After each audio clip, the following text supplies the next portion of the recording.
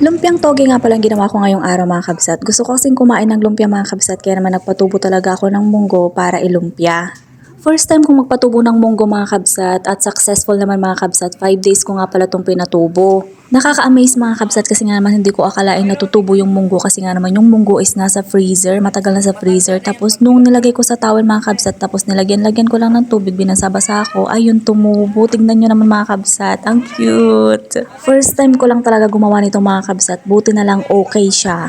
So fast forward tayo dito mga kabsat, nagisa lang ako dito ng sibuyas at bawang, naglagay ako dito ng giniling, pang sahog, tapos naglagay ako dito ng paminta and then yung carrots na ginayat-gayat ko at beans. Naglagay nga rin pala ako dito ng konting tubig at konting toyo mga kabsat, bali tansya-tansya nga lang pala yung nilagay ko dito. At magdadagdag nga rin pala ako dito ng garlic powder. At nung naluto na nga pala yung carrots at yung beans mga kabsat, nilagay ko na nga pala yung pinatubong munggo. At papakuluan ko nga lang pala saglit to mga kabsat hanggang sa maluto yung munggo. At nung naluto na nga pala mga kabsat, sinala ko nga pala muna para matanggal yung sabaw. Para naman kapag binalot ko, hindi nga pala masisira yung wrapper.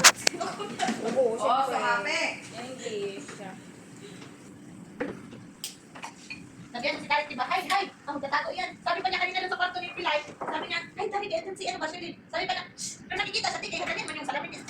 Magaling man yung magtago ba? Hay. At nakagawa nga ako dito ng 30 piraso mga kabsat. O, solved na naman ang merienda namin and for the prito na ako mga kabsat.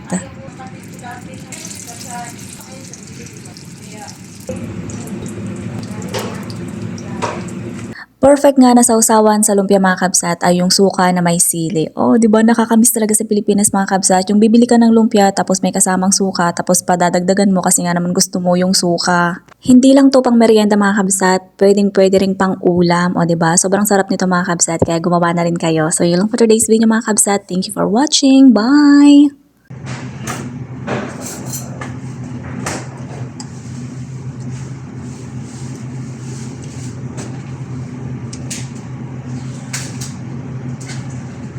Yan.